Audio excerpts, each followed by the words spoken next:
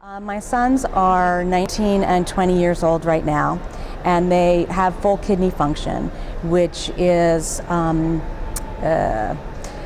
because they're on medication, an ACE inhibitor and an ARB, which is a simple blood pressure medication, which has prolonged their kidney function. We're very thankful for that medication. My brother was 16 years old when his kidneys failed, so he was in high school having to go to dialysis 3 times a week, and it was a tremendous burden on him. He ended up passing away at the age of 38 years old due to the effects of post-transplant lymphoma. He had had a second transplant for 19 years. And when he had passed away was when we actually were diagnosed as a family. So we found out that 2 of my 3 children, my 2 boys, as well as myself, my mother, and his 2 girls all had Alport syndrome. We wanted to connect with others that had the disease. There was no organization in the United States at the time to support Alport syndrome patients. In fact, there was no organization in the world. And so we started it. We launched the foundation in 2007 so that anybody that's diagnosed, when their family, it's not just a patient, when their family is diagnosed, they have a place to come to get information and support.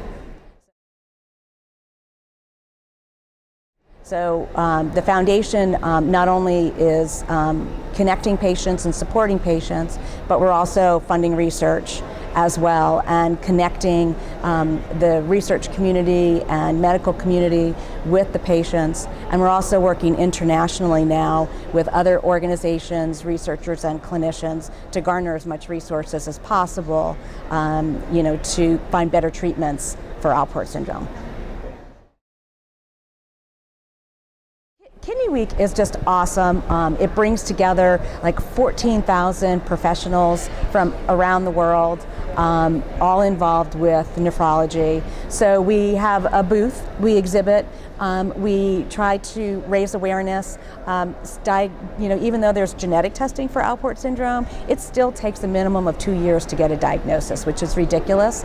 And so we are there to spread the word in the nephrology community for those that don't know what the genetic testing resources are, that we have a patient registry based at the University of Minnesota, and we do have clinical treatment guidelines. So we are there for outreach and awareness. We also meet with our researchers.